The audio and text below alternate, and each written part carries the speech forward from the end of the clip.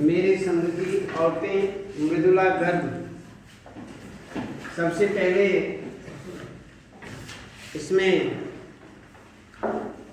मृदुला गर्भ जो लेखिका हैं उनके विषय में जानेंगे।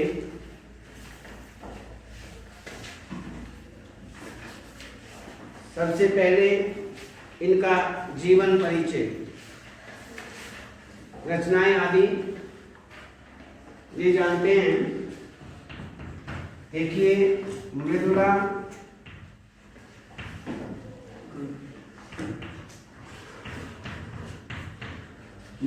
गर्भ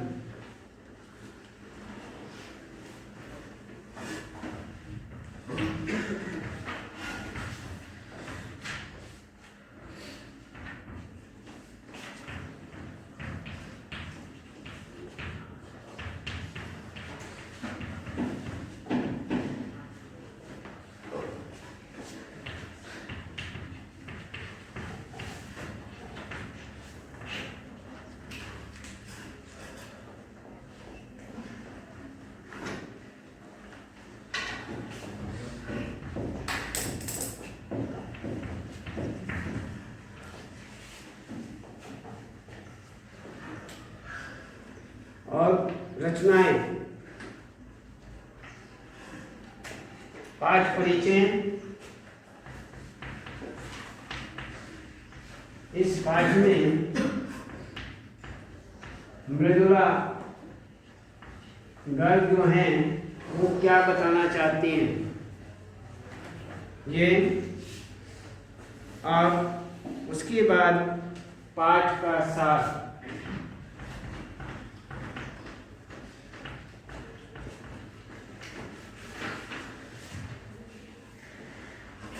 तो सबसे पहले देखते हैं हिंदी कथा साहित्य की महत्वपूर्ण लेखिका। जो महत्वपूर्ण हैं, ऐसी जो लेखिका हैं मृदुला गर्भ, उनका जन्म सन 1938 में 1938 में ईस्वी में कोलकाता में हुआ और उन्होंने दिल्ली विश्वविद्यालय से अर्थशास्त्र में एमए किया। वे भारत के विभिन्न राज्यों में विभिन्न राज्यों में रहीं। वे सन 1974 से दिल्ली में रहकर 1974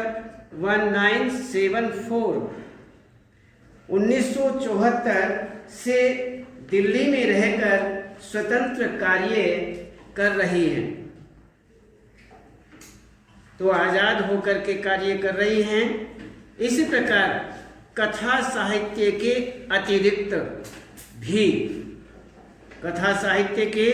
अतिरिक्त भी इन्होंने अपने समय और समाज की ज्वलंत समस्याओं पर, जो समाज के अंदर बहुत सारी समस्याएं होती हैं, उन समस्याओं पर अनेक वैचारिक निबंध लिखे, विचारात्मक निबंध इन्होंने लिखे और गद्य लेखन की प्रचलित परिपाटी को इन्होंने तोड़ा। उसे तोड़ करके इन्होंने कथ्य और शिल्प दोनों स्तरों पर नवीन मूल रचनाएं भी की, मौलिक रचनाएं इन्होंने की। इसी प्रकार इनके संक्षिप्त जीवन रहा। जीवन का जो संक्षिप्त परिचय है इस प्रकार। तो आगे हम देखते हैं इनकी कुछ रचनाएं। इन रचनाओं में उसके हिस्से की धूप, अनित्य, चित्त कोबरा, कठ गुलाब उपन्यास, ये इनके उपन्यास हैं। आगे संगति विसंगति, ये 2 खंडों में संपूर्ण कहानियां हैं। 2 खंड बनाए गए हैं। उन दोनों खंडों में ये सारी की सारी संपूर्ण कहानियाँ जो हैं वह हैं। रंग ढंग चुकते नहीं सवाल, रंग ढंग चुकते नहीं सवाल, ये निबंध हैं, निबंध संग्रह इनके हैं। इस प्रकार इनके ये उल्लेखनीय रचनाएं आपके सामने हैं। अब ये तो हुआ इनका संक्षिप्त परिचय, जीवन परिचय और इनकी कुछ रचनाओं के विषय में।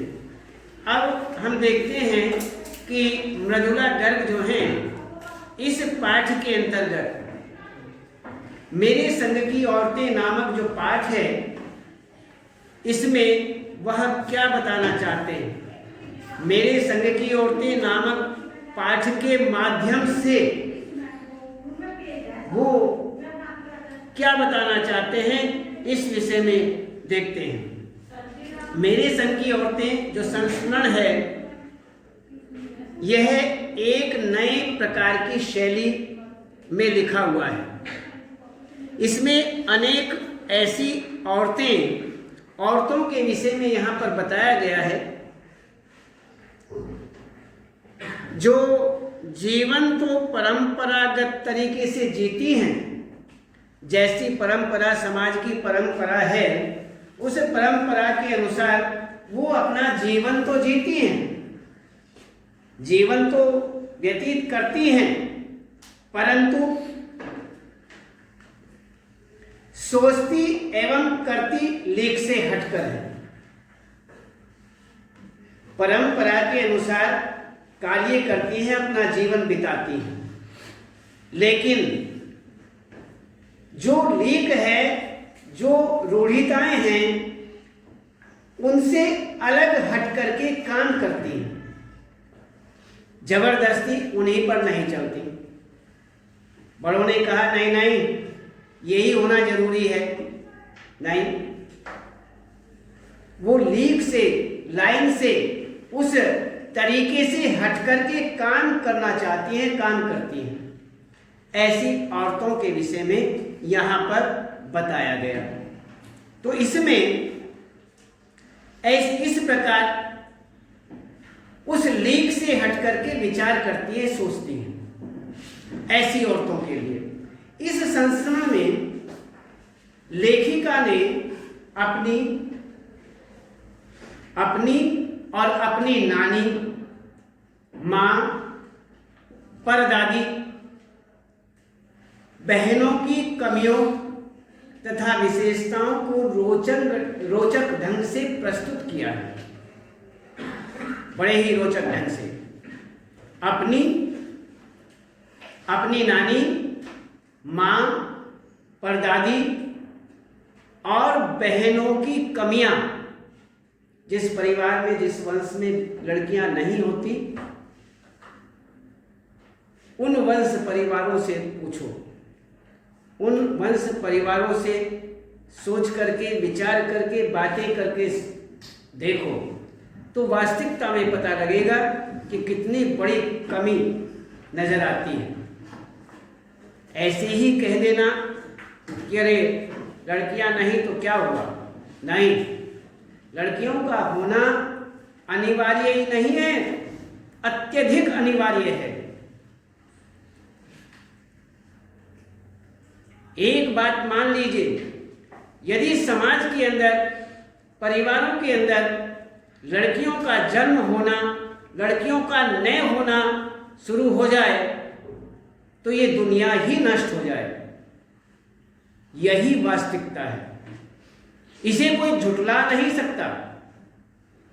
ये संसार ही नष्ट हो जाए यदि लड़कियां इस संसार में अर्थात परिवारों में आना बंद हो जाएं। इसलिए वंशों में, परिवारों में लड़कियों का होना आवश्यक ही नहीं, अति आवश्यक है। इसलिए लड़कियों से जो भी परहेज करता है, जो भी उसका विरोध करता है, वो समाज का सीधा विरोध करता है, ये मान करके चलना चाहिए। इसलिए लड़कियों का पढ़ाने वाली जो स्थिति है, उसका जो विरोध करता है, वह भी एक समाज और दुनिया का विरोध करता है। अपने को भी नष्ट करता है, अपने परिवार वंश को भी नष्ट करता है और आगे आने वाली पीढ़ियों को भी नष्ट करता है, ये मान करके चलेंगे। क्यों? यदि बच्ची शिक्षित होगी तो वह कितनी पीढ़ियों को शिक्षित करती है, ये यदि विचार किया जाए तो बात सामने आए।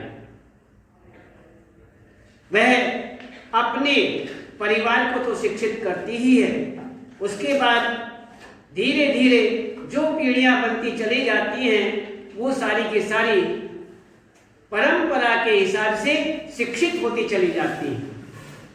इसलिए बच्ची यदि शिक्षित है तो समझ लीजिए हमारा समाज भी शिक्षित है, अन्यथा हम भी अशिक्षित बन जाएं, अनपढ़ हो जाएं। हमें कौन पढ़ाने वाला है? माँ जो है वही शिक्षा देती है। यदि वो पढ़ी लिखी हैं तो हर प्रकार से हमारा परिवार शिक्षित हो जाएगा। हम अच्छी तरह से बोलेंगे, पढ़ेंगे, लिखेंगे। अन्यथा हम गूंगे के गूंगे ही रह जाएंगे, अनपढ़ ही रह जाएंगे और फिर हम आगे किसको पढ़ाएंगे? जो हमारे पास संपत्ति है वही तो हम दे सकते हैं। यदि पढ़ाई वाली संपत्ति हमारे पास नहीं है तो हम आगे कैसे देंगे? यदि हमारे पास रोटी है तो ही तो हम दूसरों को दे सकते हैं। जब हमारे ही पास नहीं तो हम दूसरों को क्या देंगे? हमारा ही पेट नहीं भर रहा, हमारे ही पास रोटी नहीं तो हम दूसरों के पेट कहां से भरें? इसलिए शिक्षा यदि हमारी माँ के पास है तो वह हमें पढ़ाएंगी, हमें शिक्षित करेंगी, हमें अच्छी अच्छी कहानियां, बातें बताएंगी और आगे फिर हम उसी परंपरा के हिसाब से आगे बढ़ेंगे। हम आगे बताएंगे। आप सब पढ़ रहे हैं तो तभी तो जाकर के अपने छोटे भाई बहनों को या अन्यों को, आगे आने वाली पीढ़ी को ही तो शिक्षित कर सकते हैं, अन्यथा कहां से शिक्षित करेंगे? आप वर्ण नहीं जानते, ABCD नहीं जानते, 1 2 3 नहीं जानते तो कहां से सिखाओगे? इसलिए सबसे पहले लड़की का शिक्षित होना अति आवश्यक होता है। इसलिए कोई भी इस विषय का विरोध ही न करे, यही अच्छाई है। तो यहाँ पर लड़की को चाहते हैं, वही यहाँ पर बताया गया है कि यह जो बहनों की अपनी नानी, माँ, परदादी बहनों की कमियाँ तथा विशेषताओं को यहाँ पर रोचक ढंग से प्रस्तुत किया गया है। आगे पाठ का सार है। ये पाठ का परिचय हुआ कि इस पाठ में लेखक लेखिका क्या है, वो क्या बताना चाहती हैं। अब पाठ का जो सारांश है वो हम कुछ शीर्षकों के अंतर्गत करते हैं। सबसे पहले लेखिका की आजाद ख्याल नानी।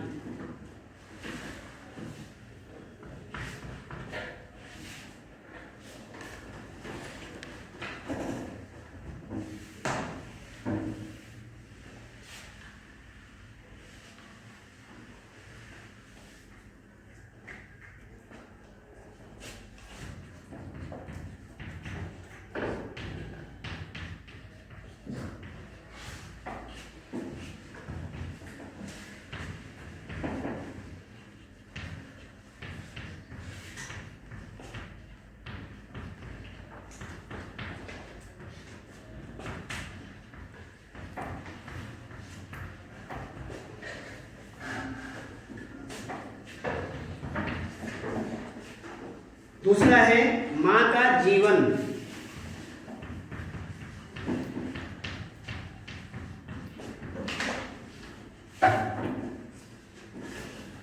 तीसरा परदादी भी लीक से हटकर।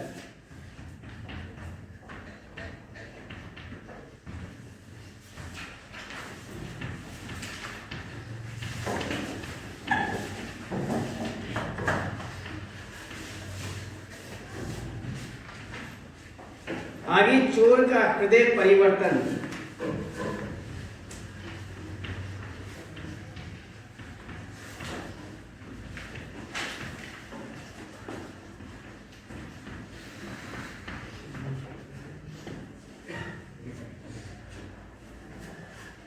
लेखिका का परिवार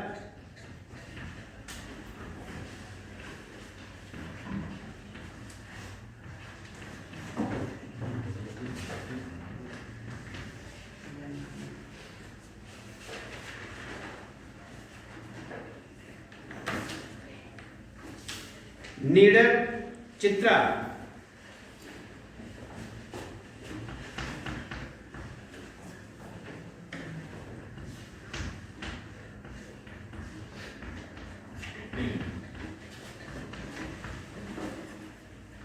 परंपरा और स्वतंत्र जीवन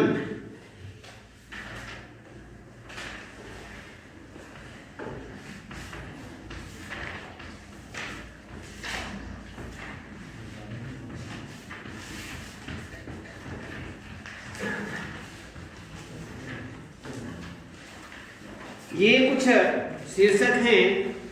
इन शीर्षकों के अंतर्गत ही हम इस पाठ के सारांश को जानेंगे। इसमें